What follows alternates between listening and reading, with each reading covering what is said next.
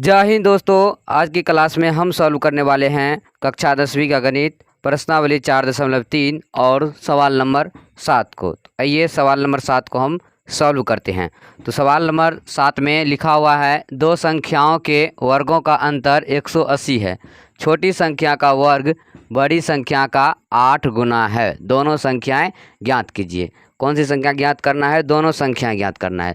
तो हम यहाँ पे क्या करें, क्या सवाल में क्या कर रहे हैं, दो संख्याओं के वर्गों का अंतर, मतलब दो संख्या रहना चाहिए। तो हमें दो संख्या पता नहीं है, तो हम क्या करेंगे, हम ये मान सकते हैं पहली संख्या और दूसरी संख्या। लेकिन यहाँ पे देखेंगे क्या लिखा हुआ है, छोटी संख्या। तो हम क्या करेंगे, बड़ी संख्या और छोटी संख्या मान लेंगे। तो हम यहाँ पहले लिखेंगे हल, और क्या करेंगे, लिखेंगे माना कि बड़ी संख्या कितना मान लेंगे, x मान लेंगे। ये हम मान लिए। अब चलिए इसमें क्या कर रहा है, दो संख्याओं के वर्गों का अंतर 180 है। छोटी संख्या का वर्ग बड़ी संख्या का 8 गुना है। मतलब छोटी संख्या का वर्ग कितना है, बड़ी संख्या का 8 गुना है। तो छोटी संख्या कितना है, x है। तो कह रहा है एक्स स्क्वायर का वर्ग, यानी कि x का वर्ग, ये कह रहा है छोटी संख्या का वर्ग बड़ी संख्या का 8 गुना है। तो बड़ी संख्या कितना है, यहाँ पे बड़ी संख्या x है। छोटी संख्या माना कि बड़ी संख्या x है, और यहाँ पे छोटी संख्या नहीं माने, हम क्या करेंगे, यहाँ पे पहले मान लेंगे छोटी संख्या। बड़ी संख्या लिख दिए, यहाँ पे लिखेंगे छोटी संख्या क्या मान लेंगे, y मान लेंगे। तो y मान लिए। अब चलते हैं सवाल पे। क्या कर, दो संख्याओं के वर्गों का अंतर, मतलब इसका और इसका वर्गों का अंतर। तो हम लिख लेंगे x square minus y square. अंतर मतलब क्या होता है, माइनस होता है। तो हम यहाँ पे माइनस दे दिए। फिर अंतर कितना है, 180 है। तो हम लिख दिए 180।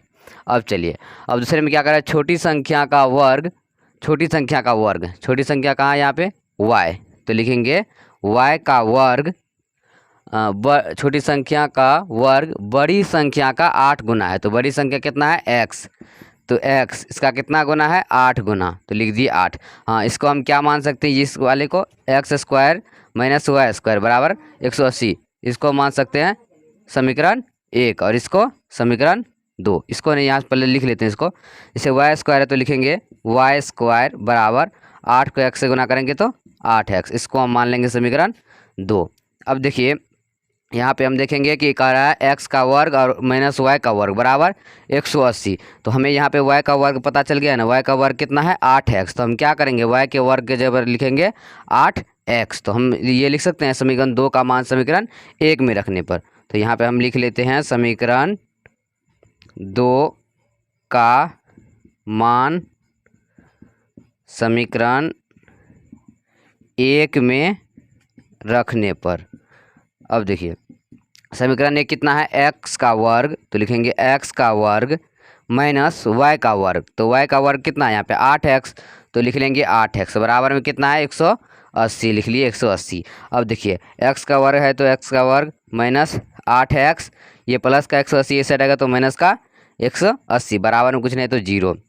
अब देखिए हमारे पास ये आ चुका है। इसको हम चाहे तो दो नियम से बना सकते हैं, पहला द्विघाती सूत्र का उपयोग करके, दूसरा गुणनखंड का उपयोग करके। तो इससे पहले की जो सवाल हम बताए थे उसमें भी हम क्या किए थे, गुणनखंड का उपयोग किए थे, क्योंकि गुणनखंड में थोड़ा सा छोटा हो जाता है और द्विघाती सूत्र में थोड़ा लंबा हो जाता है। तो हम क्या करेंगे, गुणनखंड विधि से बनाएंगे। तो यहाँ पर हम लिख लेते हैं इसको, क्या है, एक्स स्क्वायर माइनस 8x। लिखेंगे x square minus 8x minus कितना है, 180 बराबर 0। अब हमें यहाँ पे दो ऐसी संख्या लेना है जिसे जोड़ने या घटाने पर कितना आना चाहिए, माइनस का 8x, और गुना करने पर आना चाहिए कितना, जैसे एक्स स्क्वायर को 180 से गुना करेंगे तो 180 एक्स स्क्वायर, यानी जोड़ने या घटाने पर माइनस 8x और गुना करने पर 180 एक्स स्क्वायर आना चाहिए। तो कितना आ जाएगा, 18 धन 180, और 18 में से 10 जाएगा तो 8 बजेगा। यहाँ पे हम क्या कर सकते हैं, ये मान सकते हैं एक्स स्क्वायर माइनस का 18x प्लस का 10x माइनस 180 बराबर 0। अब देखिए 18 को जब 10 से गुना करेंगे तो 180 आ जाता है, और जब माइनस का 18 प्लस का 10 तो कितना आ जाएगा, माइनस का 8। तो ये यहाँ पे आ गया। अब क्या करते हैं, x कॉमन ले लेंगे तो अंदर में जाएगा x माइनस 18 प्लस यहाँ पर 10 कॉमन ले लेंगे तो अंदर में जाएगा x माइनस 18 धन 80 बराबर 0।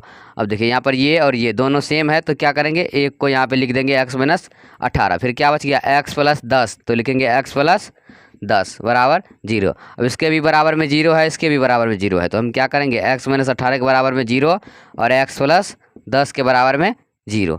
अब देखिए x बराबर आ जाएगा 0, माइनस का 18 इस साइड आएगा प्लस का 18, फिर x बराबर 0, प्लस का 10 इस साइड आएगा तो माइनस का 10, तो x बराबर आ गया 18, 0 में 18 जोड़ेंगे 18 और x बराबर आ गया 0 में से 10 घटाएंगे तो माइनस का 10। अब क्या होगा, ये तो माइनस में है तो माइनस का तो आंसर होता नहीं है, तो हम क्या करेंगे, इसको मान लेंगे x बराबर 18, क्या लिख लेंगे x बराबर 18। अब चलिए यहाँ पे क्या कर था, हम लिखे थे माना कि बड़ी संख्या x, तो हमें बड़ी संख्या कितना निकला 18, यानी कि x बराबर 18, तो हम यहाँ पे लिख सकते हैं बड़ी संख्या में पता चल गया 18, तो छोटी संख्या यहाँ पे लिखेंगे, छोटी संख्या कितना माने हम यहाँ पे y, लेकिन यहाँ से ना हमें निकालेंगे, ये y है तो यहाँ से निकलेगा y स्क्वायर, क्या है y का वर्ग, तो लिखेंगे y का वर्ग, फिर बराबर ये था, हाँ ये इसको गुना किए थे 8x रहता है, y का वर्ग बराबर 8x, y का वर्ग बराबर 8x, तो लिखेंगे y का वर्ग बराबर 8 गुनी x कितना निकला हमें 18, तो लिखेंगे 18, तो इधर जगह y का वर्ग बराबर 18 कितना होता है 144 होता है, तो हम क्या करेंगे यहाँ पे y बराबर आ जाएगा 144, ये स्क्वायर अगर हटा देंगे तो इधर क्या आ जाएगा रूट आ जाएगा, यानी कि y बराबर हमें कितना निकला 144, रूट अंडर 144, और 144 का वर्गमूल करेंगे तो कितना आ जाएगा 12 आ जाएगा, और यही क्या आ जाएगा आंसर आ गया y बराबर 12 और x बराबर 18, क्या आंसर आया 18 और 12, यही दोनों आंसर आ गया। तो हम क्या किए, प्रश्नावली 4.3 का सवाल नंबर 7 को सॉल्व कर दिए, और आज की क्लास में बस इतना ही। अब अगले दिन अगले क्लास के साथ मिलेंगे, तब तक के लिए जय हिंद, वंदे मातरम।